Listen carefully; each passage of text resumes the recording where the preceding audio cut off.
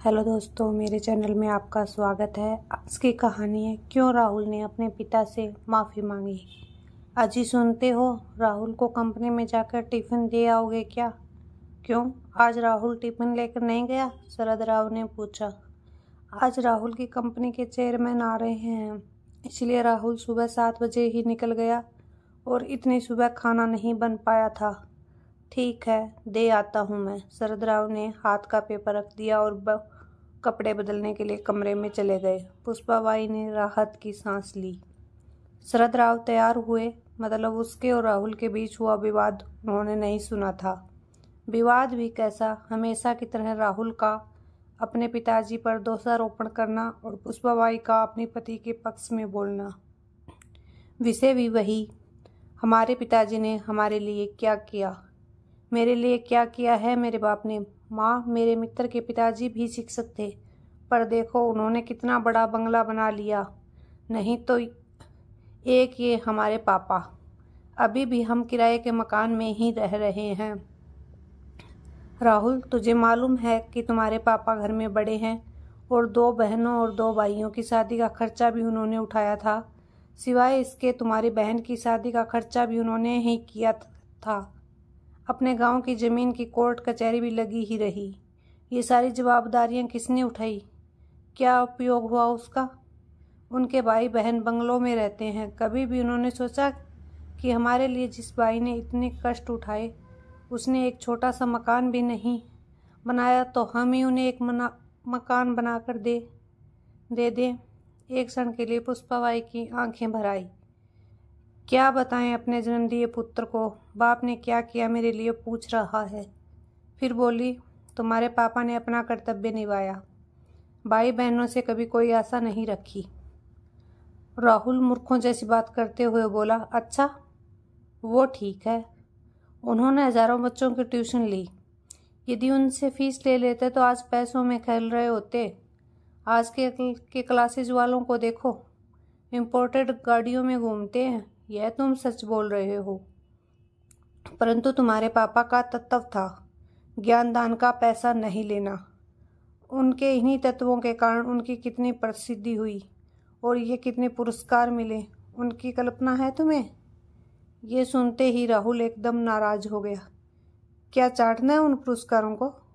उन पुरस्कारों से घर थोड़े बनते आएगा, पड़े हैं धूल खाते हुए, कोई नहीं पूछता उनको। इतने में दरवाजे पर दस्तक सुनाई दी। राहुल ने दरवाज़ा खोला तो शरद राव खड़े थे। पापा ने उनका बोलना तो नहीं सुना, इस डर से राहुल का चेहरा उतर गया। परंतु शरद राव बिना कुछ बोले अंदर चले गए और वह वाद वहीं खत्म हो गया। यह था पुष्पाबाई और राहुल का कल का झगड़ा। पर आज शरद राव ने टिफिन साइकिल को अटकाया और तपती धूप में औद्योगिक क्षेत्र की राहुल की कंपनी के लिए निकल पड़े। 7 किलोमीटर दूर कंपनी तक पहुंचते पहुंचते उनका दम फूल गया था। कंपनी के गेट पर सिक्योरिटी गार्ड ने उन्हें रोक दिया। राहुल पाटिल साहब का टिफिन देना है, अंदर जाऊं क्या? अभी नहीं, साहब आए हुए हैं, गार्ड बोला। चेयरमैन साहब आए हुए हैं, उनके साथ मीटिंग चल रही है, किसी भी क्षण वो मीटिंग खत्म कर आ सकते हैं। तुम बाजू में ही रहिए, चेयरमैन साहब को आपका दिखना अच्छा नहीं लगेगा। शरद राव थोड़ी दूरी पर धूप में ही खड़े रहे। आसपास कहीं भी छाँव नहीं थी। थोड़ी देर बोलते बोलते 1 घंटा निकल गया। पाँव में दर्द उठने लगा था, इसीलिए शरद राव वहीं एक तप्त पत्थर पर बैठने लगे।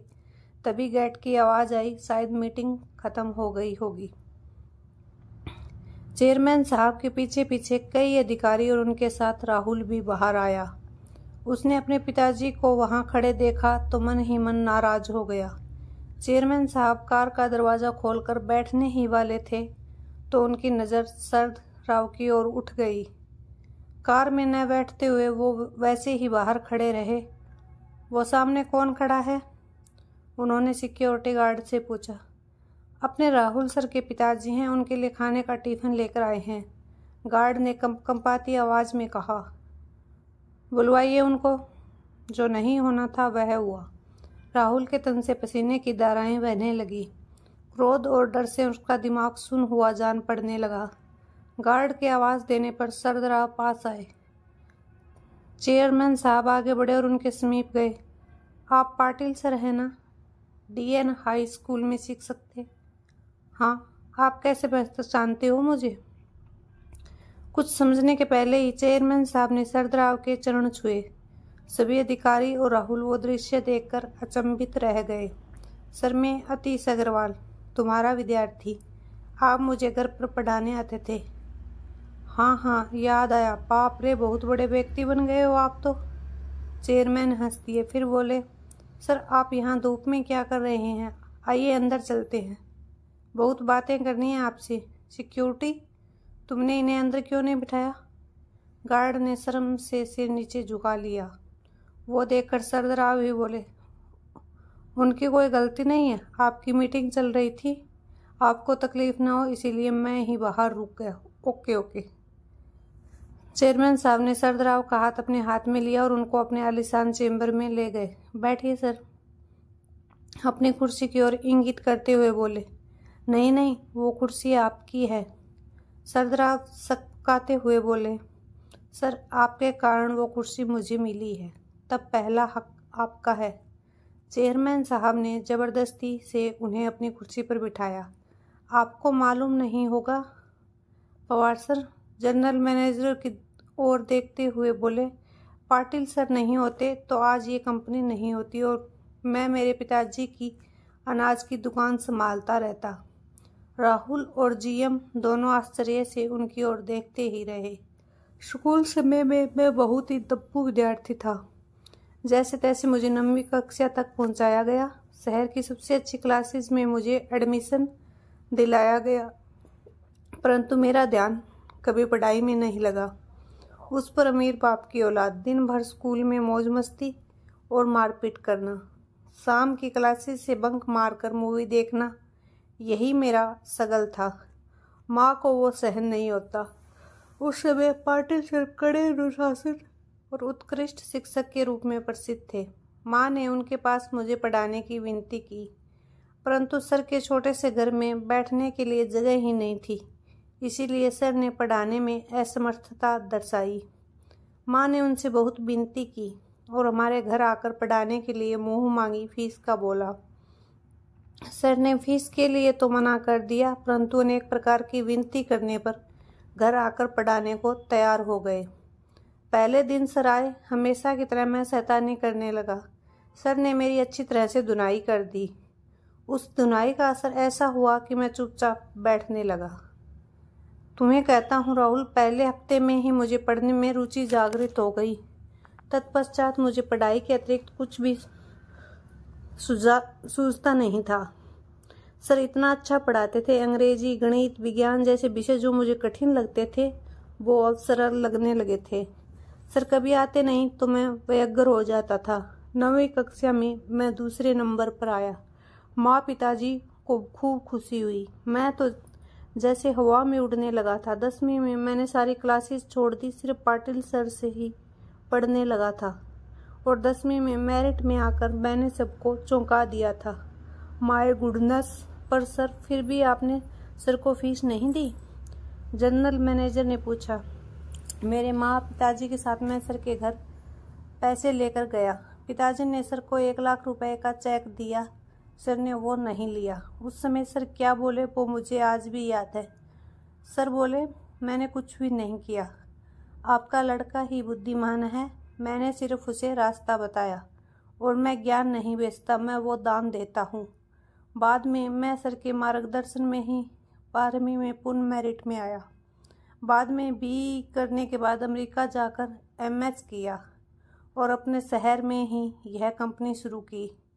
एक पत्थर को तराशकर सर ने हीरा बना दिया और मैं ही नहीं तो सर ने अनेक ऐसे असंख्य हीरे बनाए हैं। सर आपको कोटि कोटि प्रणाम। चेयरमैन साहब ने अपनी आंखों में आए अश्रु रुमाल से पोंछे। परंतु यह बात तो अद्भुत ही है कि बाहर शिक्षा का और ज्ञानदान का बाजार भरा पड़ा होकर भी सर ने 1 रुपया भी न लेते हुए हजारों विद्यार्थियों को पढ़ाया। न केवल पढ़ाए पर उनमें पढ़ने की रुचि भी जगाई। वाह सर, मान गए आपको और आपके आदर्श को। सरदराव की ओर देखकर जीएम ने कहा, अरे सर, ये व्यक्ति तत्वनिष्ठ है, पैसों और मान सम्मान के भूखे भी नहीं है। विद्यार्थी का भला हो, यही एकमात्र उद्देश्य था। चेयरमैन बोले, मेरे पिताजी भी उन्हीं में से एक समय भूखे रह लेंगे पर अनाज में मिलावट करके बेचेंगे नहीं। ये उनके तत्व थे। जिंदगी भर उसका पालन किया, ईमानदारी से व्यापार किया। उसका फायदा आज मेरे भाइयों को हो रहा है। बहुत देर तक कोई कुछ भी नहीं बोला। फिर चेयरमैन ने सरदराव से पूछा, सर, आपने मकान बदल लिया या उसी मकान में रहते हैं? उसी पुराने मकान में रहते हैं सर। सरदराव के बदले में राहुल ने ही उत्तर दिया। उस उत्तर में पिताजी के प्रति छिपी नाराजगी तत्पर चेयरमैन साहब की समझ में आ गई। तय रहा फिर, सर, आज मैं आपको गुरु दक्षिणा दे रहा हूँ। इस शहर में मैंने कुछ फ्लैट्स ले रखे हैं, उसमें का एक 3 BHK का मकान आपके नाम कर रहा हूँ। क्या? सरदराव और राहुल दोनों आश्चर्यचकित रूप से बोले, नहीं नहीं, इतनी बड़ी गुरु दक्षिणा नहीं चाहिए मुझे। सरदराव आग्रहपूर्वक बोले। चेयरमैन साहब ने सरदराव के हाथ को अपने हाथ में लिया। सर, प्लीज़ नाम मत करिए और मुझे माफ़ करें। काम की अधिकता में आपको गुरु दक्षिणा देने में पहले ही बहुत देर हो चुकी है। फिर राहुल की ओर देखते हुए उन्होंने पूछ लिया, राहुल, तुम्हारी शादी हो गई क्या? नहीं सर, जम गई है, और जब तक रहने को अच्छा घर नहीं मिल जाता तब तक शादी नहीं हो सकती। ऐसी शर्त मेरे ससुर जी ने रखी होने से अभी तक शादी की डेट फिक्स नहीं की है। तो फिर हॉल भी बुक नहीं किया? चेयरमैन ने फ़ोन उठाया और किसी से बात करने लगे। समाधान कारक चेहरे से फ़ोन रख कर दीदी से बोले, अब चिंता की कोई बात नहीं, तुम्हारे मैरिज गार्डन का काम हो गया। सागर लॉन्स तो मालूम ही होगा। सर, वह तो बहुत महंगा है। अरे तुझे कहाँ पैसे चुकाने हैं? सर के सारे विद्यार्थी सर के लिए कुछ भी कर सकते हैं। सर के बस एक आवाज़ देने की बात है, परंतु सर तत्वनिष्ठ वैसा करेंगे भी नहीं। इस लॉन्स का मालिक भी सर का ही विद्यार्थी है। उसे मैंने सिर्फ बताया, सिर्फ हॉल ही नहीं, वो तो भोजन सहित संपूर्ण शादी का खर्चा भी उठाने की जिम्मेदारियां ली है उसने, वह भी अपनी खुशी से। तुम केवल तारीख बताओ और सामान लेकर जाओ। बहुत बहुत धन्यवाद सर। राहुल अत्यधिक खुशी से हाथ जोड़कर बोला, धन्यवाद मुझे नहीं, तुम्हारे पिताश्री को दो राहुल, ये उनकी पुण्याई है। और मुझे एक वचन दो राहुल, सर के अंतिम सांस तक तुम उन्हें अलग नहीं करोगे और उन्हें कोई भी दुख नहीं होने दोगे। मुझे जब भी मालूम चला कि तुम उन्हें दुख दे रहे हो तो न केवल इस कंपनी से लात मार कर भगा दूंगा, परंतु पूरे महाराष्ट्र भर के किसी भी स्थान पर नौकरी करने लायक नहीं छोड़ूंगा। ऐसी व्यवस्था कर दूंगा। चेयरमैन साहब कठोर शब्दों में बोले, नहीं सर, मैं वचन देता हूँ वैसा कुछ भी नहीं होगा। राहुल हाथ जोड़कर बोला। शाम को जब राहुल घर आया तब सरदराव किताब पढ़ रहे थे। पुष्पाबाई पास ही सब्जी काट रही थी। राहुल ने बैग रखी और सरदराव के पाँव पकड़कर बोला, पापा, मुझसे गलती हो गई। मैं आपको आज तक गलत समझता रहा। मुझे पता नहीं था कि आप इतने बड़े व्यक्तित्व लिए हो। सरदराव ने उसे उठाकर अपने सीने से लगा लिया। अपना लड़का क्यों रो रहा है? पुष्पाबाई की समझ में नहीं आ रहा था, परंतु कुछ अच्छा घटित हुआ है, इसलिए पिता पुत्र में प्यार उमड़ रहा है। ये देखकर उनके नैनों से भी कुछ बूंदें गाल पर लुढ़क गई। ये थी दोस्तों आज की कहानी। आपको कैसी लगी ज़रूर बताइएगा। अगर आपको ये कहानी अच्छी लगी तो मेरे चैनल को लाइक और सब्सक्राइब कर लीजिएगा। थैंक यू सो मच मेरी कहानी सुनने के लिए और मेरे चैनल पर विजिट करने के लिए। ऐसे ही अपना सपोर्ट बनाए रखिएगा और आगे भी मेरे चैनल पर विजिट करिएगा।